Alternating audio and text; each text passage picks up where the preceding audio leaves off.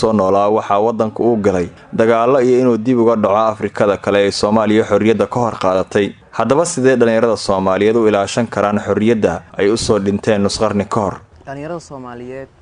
waxay xornimadooda ay ku ilaashan karaan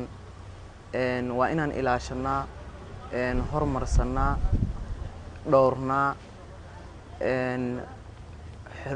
mirihii ay nooga tageen awoowayaasheena ama dhalinyaradii Soomaaliyeed oo xornimo-doonka ahay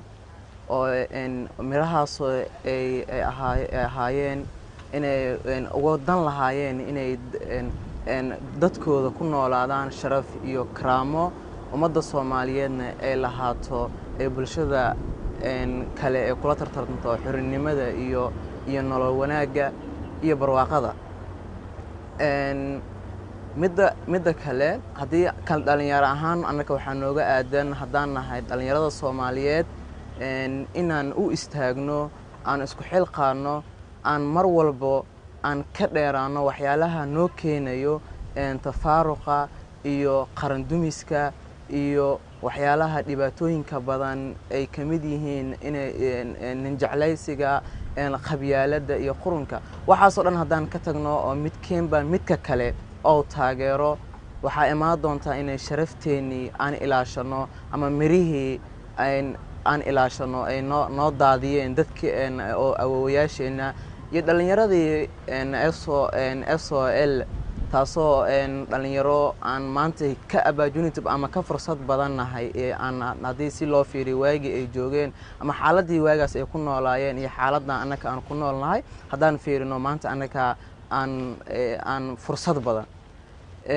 taasoo fursadaas ay tahay maanta aqoon ahaan dhalinyarada Soomaaliyeed badankood kuwa maanta ku nool jooga waa kuwa aqoontii leh dhaqaalihii leh balse laakiin dhalinyaradaasi ma aqoon saas u balaaran ma lahayn dhaqaale saas u balaaran ma lahayn dad maskaxiin laga guumeystay oo xorriyad haysan ayagoo midda kaliya ay ma ku jirtay ama adaafta ku jirtay ay tahay dalkii Soomaali u dhinta ayaga xorriyadnimada ku noolaadaan sharafna ha ku noolaadaan midaas kaliya ay aaminsanaan balse dhalinyarada Soomaaliyeed maanta badankeena saa u badanahay dad ku baraarugsan ma aha xorriyadu inay tahay wax aad u qaalisan ayna sharaf tahay marka haddii annaka ahaan waxaan ku ilaashan karnaa ama xorriyadaasi inay bulshada Soomaaliyeed iyo gaar ahaan dhalinyarada Soomaaliyeed odayaasha iyagu aaminsan in midnimada dhalinyaradu